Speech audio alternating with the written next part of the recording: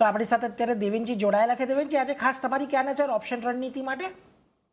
બિલકુલ આઈટી સ્ટોક્સમાં જે ધ્યાન છે, આઈટી સ્ટોકમાં જે હિસાબનું મોમેન્ટમ છે, મારા હિસાબે આમાં ફોલો બાઇંગ આવી જોઈએ. ઓવરઓલ આઈટી સ્ટોક્સમાં બધા જ આઈટી કાઉન્ટરમાં સારો મૂવ જોવા મળે છે. ઇન્ફોસિસ નજરમાં છે, 1200 નો કોલ ઓપ્શન, ઇન્ફોસિસ નો 1200 નો કોલ ઓપ્શન લેવાની સલાહ છે. 43 રૂપીસ ની આસપાસ હમણાં ટ્રેડ કરે છે 1200 નો ઇન્ફોસિસ નો કોલ ઓપ્શન.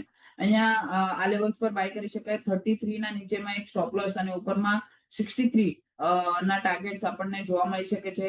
એક ફેવરેબલ રિસ્ક રિવોર્ડ રેશિયો છે. જે સ્પોટ લેવલ છે 1270 સુધી જઈ શકે. ઓવરઓલ સ્ટ્રક્ચર જે હિસાબે છે 20 દિવસના એક્સપોનેન્શિયલ મૂવિંગ એવરેજની ઉપર સસ્ટેન કરે છે. તો ઇન્ફોસિસના 1200 ના કોલ ઓપ્શનમાં બાય કરવાની સલાહ રહેશે.